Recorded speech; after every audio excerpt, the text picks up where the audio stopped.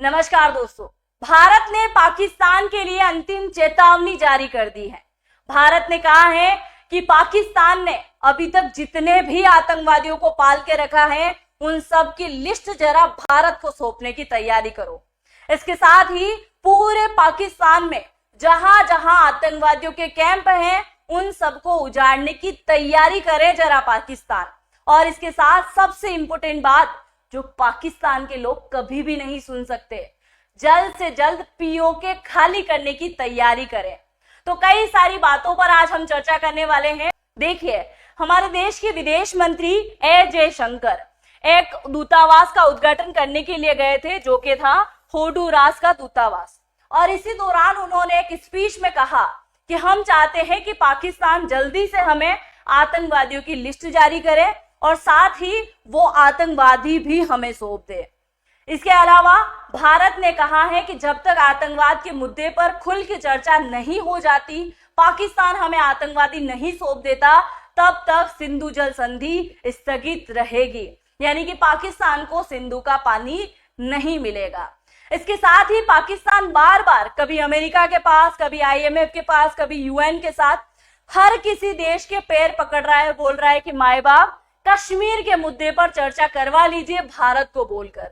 तो भारत ने बोला कि कश्मीर के मुद्दे पर चर्चा तो होगी, पर वो कश्मीर का मुद्दा वो होगा जो कि है पाक ऑक्यूपाइड कश्मीर या फिर गिलगिट बाल्टिस्तान। तुम कौन से कश्मीर के बारे में बात करना चाह रहे हो जिसमें ऑलरेडी भारत का हक है, वो तो तुम भूल जाओ। और इसके साथ ही अगर बात होगी तो पीओके और गिलगिट बाल्टिस्तान को लेकर होगी।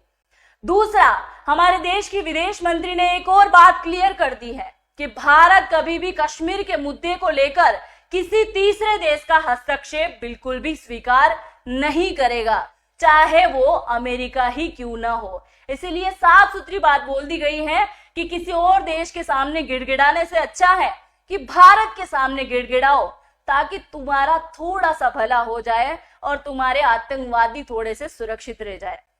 इसके साथ ही कश्मीर के मामले पर इन्होंने कहा है कि आतंकवादियों के ठिकानों को बंद करना होगा। वे जानते हैं कि क्या करना है, हम उनके साथ आतंकवाद के बारे में चर्चा करने के लिए रेडी हैं। दूसरा, सीज फायर को लेकर जयशंकर ने कहा है कि साफ है कि गोलीबारी बंद करने की मांग कौन कर रहा था, जो कि पाकिस्तान के लोग इन दिनों जश्न मना रहे हैं। सबसे पहली बात तो आप भारतीय हैं ना, आप जरूर से कमेंट कीजिएगा, क्योंकि पाकिस्तान वालों को तो मुझे बोलने की जरूरत भी नहीं पड़ती है, बहुत सारे कमेंट करके जाते हैं।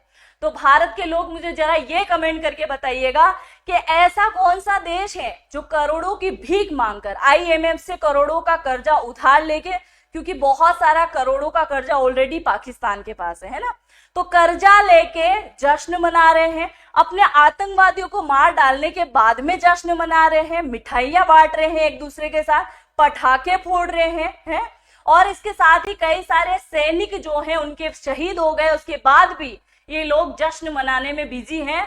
और कई बार जो है सोशल मीडिया पे ये वीडियो जारी कर रहे हैं कि भारत पाकिस्तान का युद्ध हुआ, उसमें पाकिस्तान जो है फतेह हासिल करके आया। अरे तुम्हारे 10 एयरबेस उड़ा दिए, वो भी कम पड़ रहे हैं मेरे हिसाब से।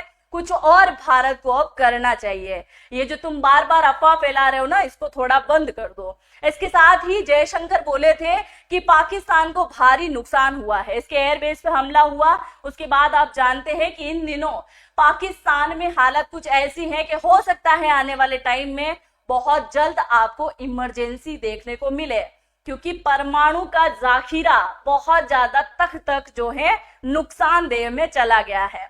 इसके साथ ही इन्होंने कहा था, हमारे देश के विदेश मंत्री ने, कि पहलगांव हमले में विदेश मंत्री ने कहा कि हमें अंतर्राष्ट्रीय समर्थन मिला है, हमने UNSC में प्रस्ताव पेश किया था, अपराधियों को जवाबदेह ठहराना चाहिए और 7 मई को उन्हें ऑपरेशन सिंदूर चलाया। यानी कि ऑपरेशन सिंदूर चलाने से पहले भी क्या किया था, परमिशन ली थी।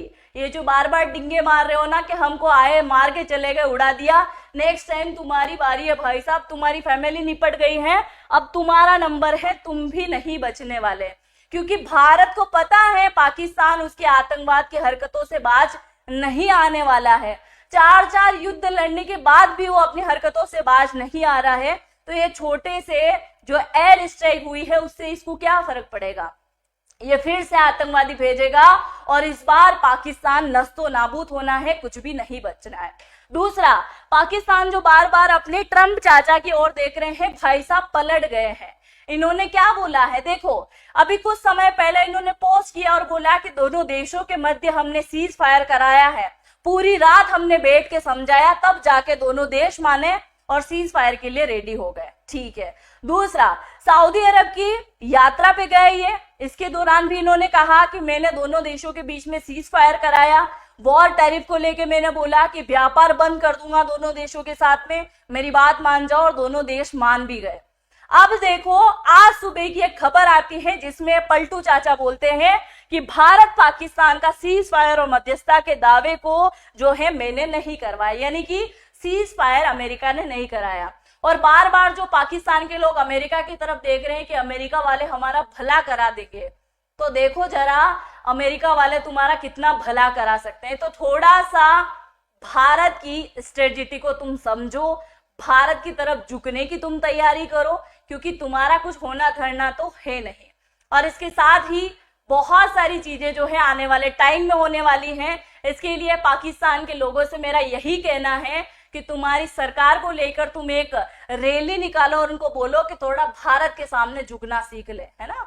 तो अगर आपको वीडियो में दी गई जानकारी समझ में आई हो तो अपने दोस्तों के साथ में जरूर से साझा कीजिएगा। हम मिलते हैं नेक्स्ट वीडियो में, तब तक के लिए जय हिंद, जय भारत।